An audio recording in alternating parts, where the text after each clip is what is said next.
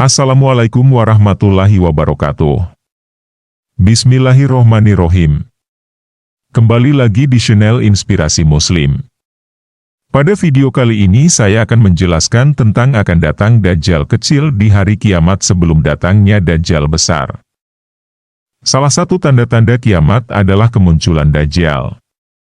Pada hari kiamat, Dajjal akan menjadi figur yang menyebarkan fitnah terbesar dalam sejarah umat manusia.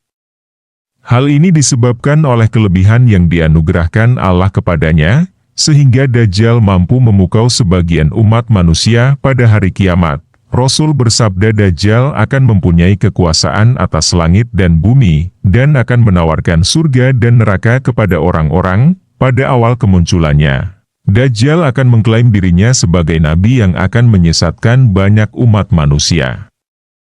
Lambat laun, dia akan mengaku sebagai Tuhan. Dajjal akan datang dari arah timur, dari Khurasan, dari kalangan Yahudi Isfahan. Dia akan mengelilingi seluruh bumi dan tidak akan ada kota yang luput dari kunjungannya. Kecuali Makkah dan Madinah, yang tidak dapat dia masuki karena dijaga oleh para malaikat. Namun, sebelum kemunculan Dajjal, akan terjadi serangkaian peristiwa yang menjadi tanda-tandanya, termasuk munculnya para Dajjal kecil yang dikatakan berjumlah 30.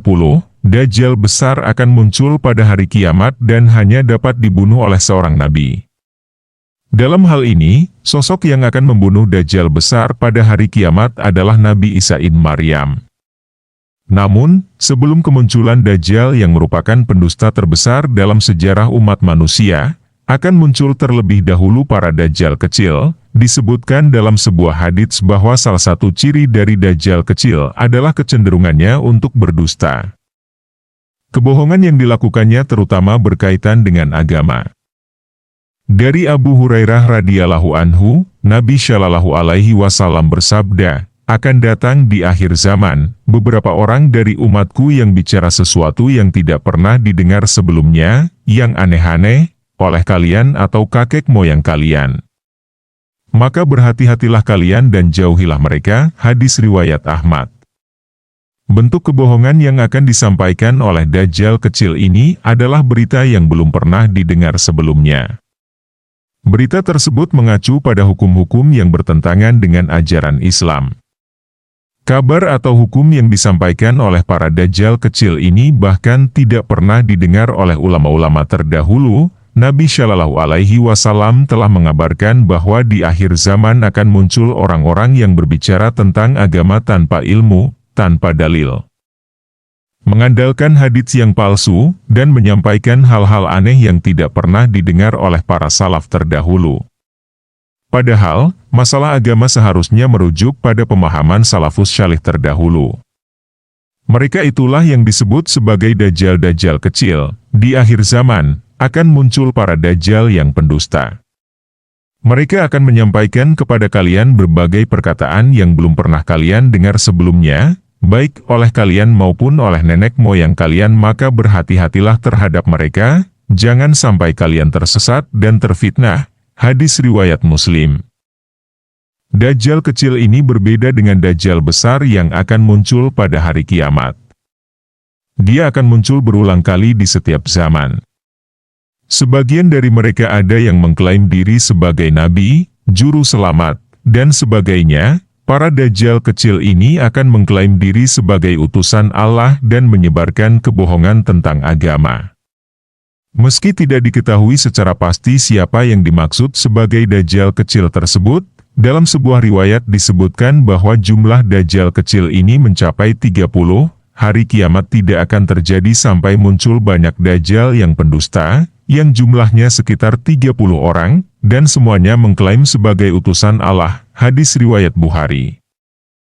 Istilah Dajjal kecil tidak merujuk pada satu entitas tunggal, tetapi pada sejumlah orang yang secara kolektif memenuhi ciri-ciri tertentu. 1. Karakteristik Dajjal kecil. Mereka cenderung berbicara tentang agama tanpa ilmu yang memadai atau dasar yang sahih. Mereka dapat mengeluarkan hadits palsu atau menginterpretasikan teks-teks agama secara salah, yang berpotensi menyesatkan umat Islam yang tidak berpengetahuan luas. 2. Klaim-klaim tidak sah. Dajjal kecil seringkali mengklaim mukjizat atau keistimewaan spiritual yang tidak dapat dibuktikan atau diuji secara objektif. Mereka mungkin mengklaim menerima wahyu atau petunjuk langsung dari Allah, tetapi klaim-klaim ini tidak didukung oleh tradisi Islam yang sahih. 3. Tujuan dan pengaruh. Tujuan utama dari Dajjal kecil adalah untuk mengganggu keimanan dan kesatuan umat Islam. Mereka menciptakan kerancuan dalam ajaran agama dan mengajak umat Islam ke jalan yang sesat. Dengan menggunakan retorika dan klaim yang meyakinkan, mereka dapat mempengaruhi banyak orang yang tidak waspada. Dengan memahami konsep Dajjal kecil menurut ajaran Islam, umat Muslim diharapkan dapat lebih waspada terhadap segala bentuk fitnah dan klaim-klaim yang tidak memiliki dasar kuat dalam ajaran agama. Pengetahuan dan kesadaran ini menjadi kunci untuk mempertahankan keimanan yang kokoh di tengah-tengah tantangan zaman modern yang penuh dengan informasi yang bermacam-macam. Wallahu a'lam bishawab. Sekian dari saya, semoga video ini bermanfaat. Wassalamualaikum warahmatullahi wabarakatuh. Jangan lupa like, subscribe, dan nyalakan loncengnya agar tidak ketinggalan informasi Islami selanjutnya.